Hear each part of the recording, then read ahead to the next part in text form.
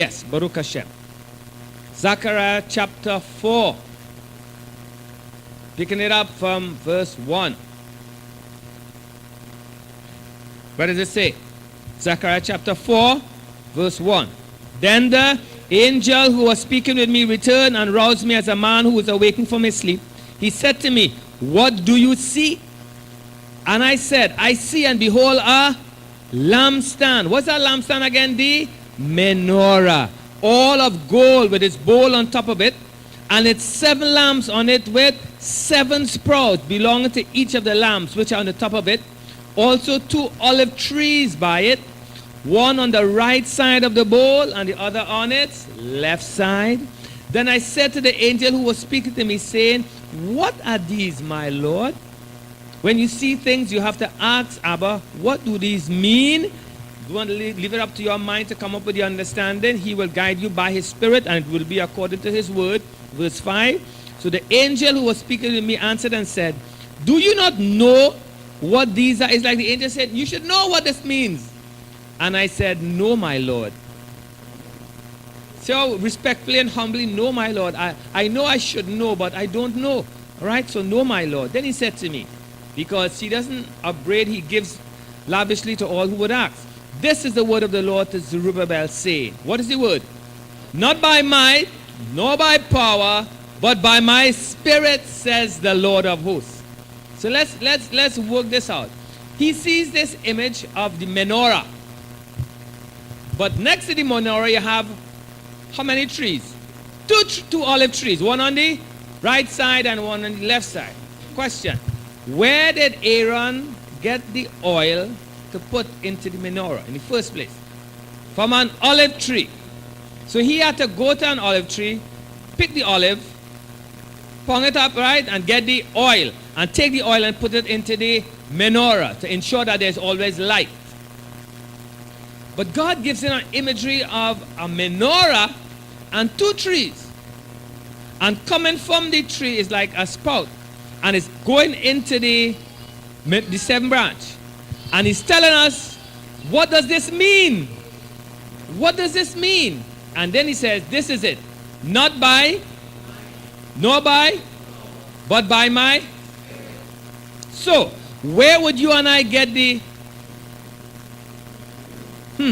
where would you and I get the power or the might to do good works?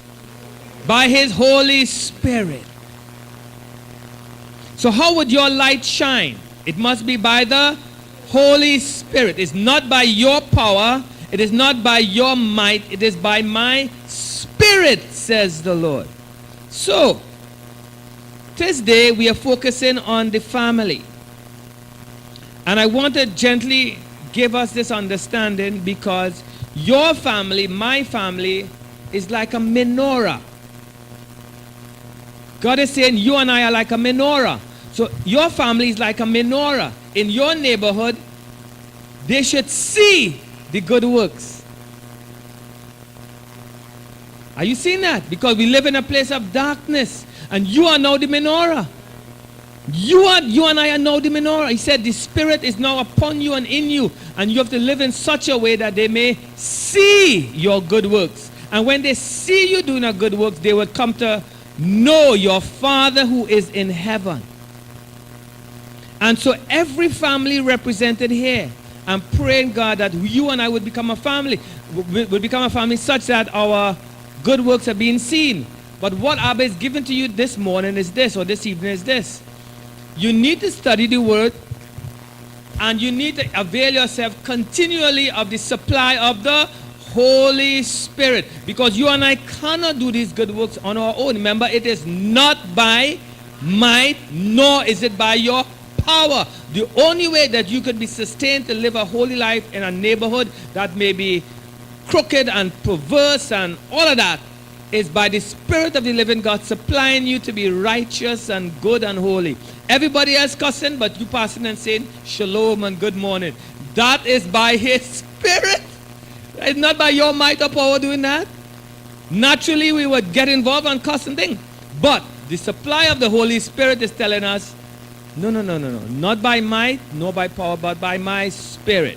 So as we look into this, I read this phrase that I want to share with us. It says this: the Reformed Church is always reforming according to the Word of God.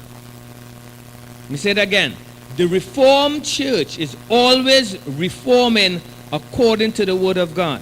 And as I look at it, this is what the Lord impressed upon my heart. He said, my son, this is a principle of life. This is what happened. The Reformed Church is always reforming according to what?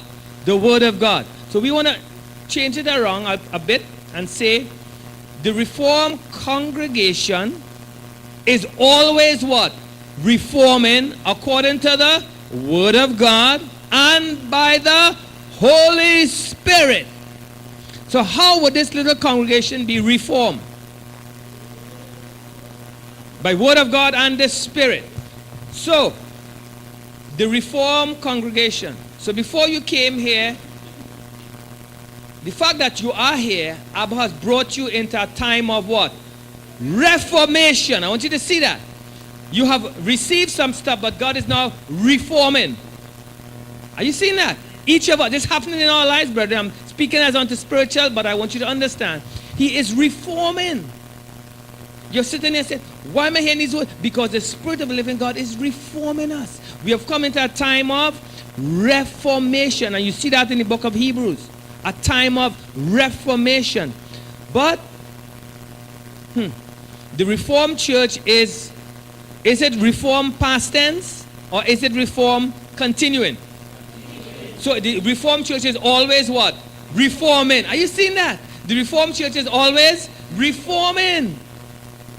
Because we are studying the Word of God, Genesis to Revelation, and we are being led by the Holy Spirit. So that the Word defines what the good works are, and then the supply of the Holy Spirit comes to empower us to live out those good works so that people could see it and recognize we are different. So we have been reformed and we are being reformed. So let me submit to you. The Reformed family is always reforming according to the Word of God and the Holy Spirit.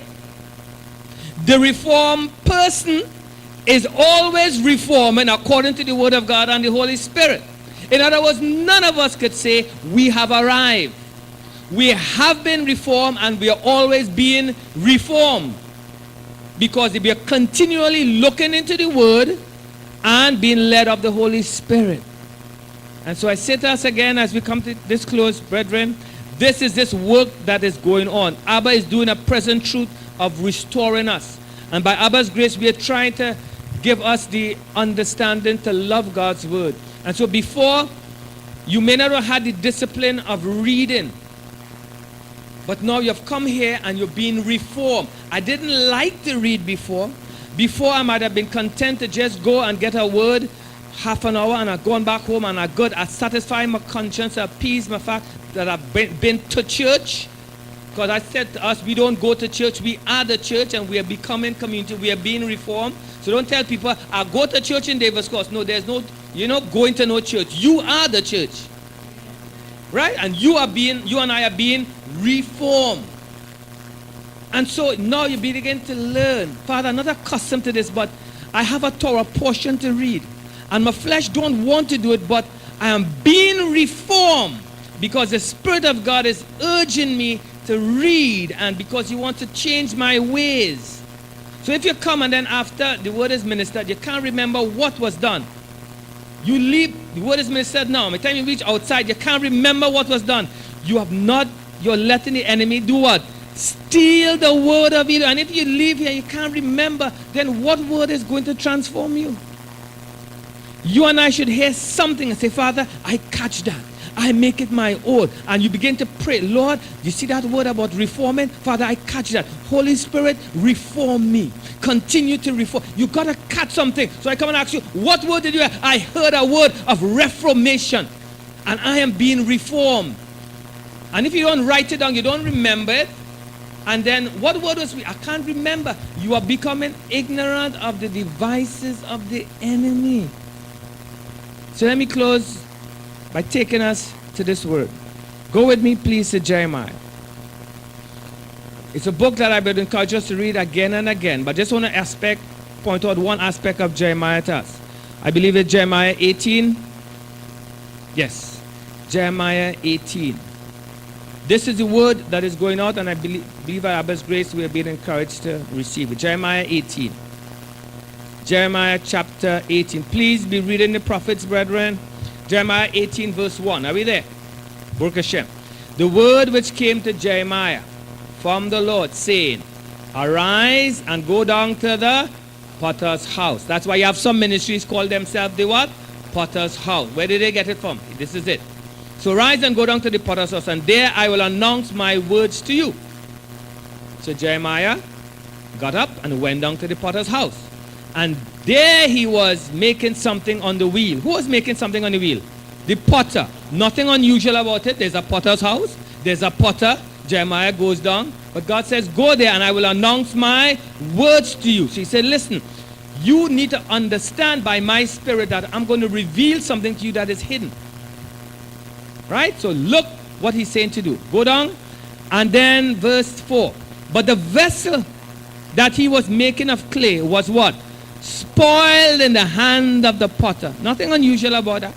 Nothing unusual about that. That happens. So he remade it into another vessel as it pleased the potter to make. Then insight began to come. Watch it. The clay was marred in the potter's hand. And notice Jeremiah, I want to teach you and all of us, he didn't cast the clay aside. You see that? All right. And so it as it pleased the potter to make it. Verse 5. Then the word of the Lord came to me, saying, can I not, O house of Israel, deal with you as this potter does, declares the Lord? Behold, like the clay in the potter's hand, so are you in my hand, O house of Israel. You are the potter, but we are. So the problem could be in the potter and in the clay. Watch this. Jeremiah go down.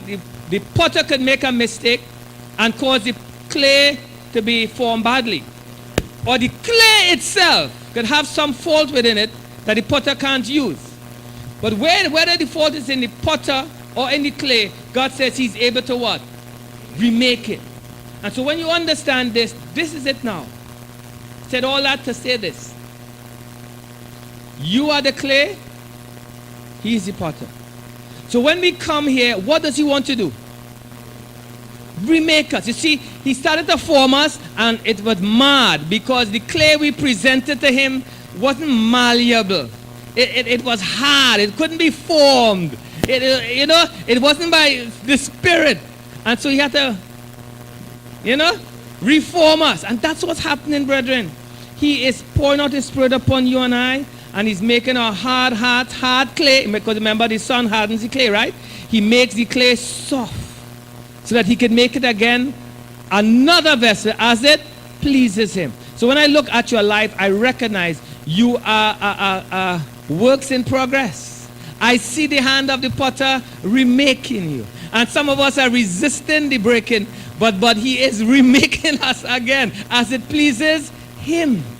And he said, now you have a responsibility, clay. Ensure you present me something that I could work with. Now watch this, because if you put the emphasis just on the potter, you would say, okay, God, you do something. No, the clay has something to do also. The clay has to ensure that the clay is malleable and moldable. You can't just say, okay, Lord, here I am, transform me. It doesn't work that way. We wouldn't be transformed. Remember, the Reformed congregation always reforming according to the Word of God and the Holy Spirit. So, beloved brethren, you come here this Shabbat, you'll be hearing words of life again. Learn the lesson from the potter's house. That's why we know that God is not involved in replacement theology. Are you seeing how you could use this to show this? You say, okay, Israel was mad, so he threw it away and start with the church. That's not what you see here, right? What did he do? Make it again as it seemed good in his hand. And if he did that for Israel, he's going to do it for us. So you and I are being reformed. We are being remade as it seems good to him. And when we do that, our light would shine. So brethren, this is a simple insight I just wanted to share. We will continue talking some more about it.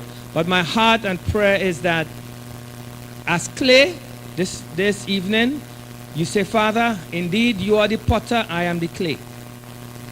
And I want to be the best clay that I can be, so that when your hand begin to work into my life, you will be able to make me the vessel that is suitable and honorable and holy unto you.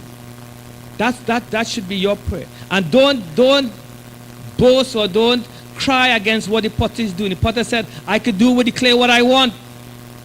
He said, don't fight against me, because hard to kick against the goats. You know, he wants to lead you a certain way. He said, no. God said, no, you are the clay and I am remaking you. So let it be your prayer this evening as you bow your heads and say, talk to your Father in heaven. Talk to him in the language of the potter and the clay. Recognize that he's the potter and he wants to make you anew. And even though he's working in your life and we are mad because of something we would have done, because there's no fault in him in this sense, you want to avail yourself and say, Father, make me softer this Shabbat than I was last Shabbat, so that your word could penetrate and I could be changed, and that when others see me, it is something that the potter could be proud of, and he could say, I made that. And so, Father, we are asking that you look into our lives and see all the areas we are marred. Father, the strained relationships, the broken relationships, the rebellion, the disobedience, the inconsistency, the slothfulness, the slumber and laziness, Father, the letting the enemy snatch you, all the things that come against us, all the things that come, the complacency, the lack of diligence and vigilance, Father, all these things that mar us. And you continue to make us anew again. But we thank you, Father, that you don't give up on us. We thank you that you will do a miracle and transform this clay. But we are recognizing our responsibility this morning to be the best clay that we can be. And so, Father, just as you stoop down and form Adam from the dust, from the clay of the earth, we pray by the moisture and water of your Holy Spirit that hearts will become tender, that we would be remade again. As you remake Israel, so remake us. I ask that you would remake marriages, remake families. Father, the hard and crusty area, I ask that you make it soft again. Do whatever you need to do to break us, because a broken and contrite spirit you wouldn't despise. So, Father, where the clay has become hard, we ask that you would let things come into our lives to break us and help us to see that it's the potter doing this because he wants to make us anew as it pleases him. So, Father, we give you full right and full access to do whatever you need to do in the lives of husbands, in the lives of wives, in the lives of our children, that our children would not be disobedient, led by the spirit of disobedience, but that they would be obedient children. Oh, Father, that our children would be obedient and not rebellious. And that all of us as children would become obedient children. We would be the clay that the potter can use and make a vessel suitable for the master's hand. Thank you, Father, for working on us. As we come into your house, we declare we are in the potter's house right now. All of us are on the wheel, and you are turning us and fashioning us and remolding and reforming and making us anew again. Thank you, Father, that what we were not accustomed to, it would become instinctive for us. What we felt was difficult to do, gradually it would become easier to do. Father, thank you that you are causing a stir in every heart. Woe to those who are at ease in Zion. We declare nobody will be at ease in Zion. But Father, we call forth a struggle and wrestling as the Spirit wrestles against the flesh. And we declare the Spirit shall win in the name of Yeshua. So make this congregation anew. And let us see it in the tangible, visible ways that change is coming to every household, every family represented here. In the wonderful name of Yeshua. And all Abba's children say, Amen and Amen.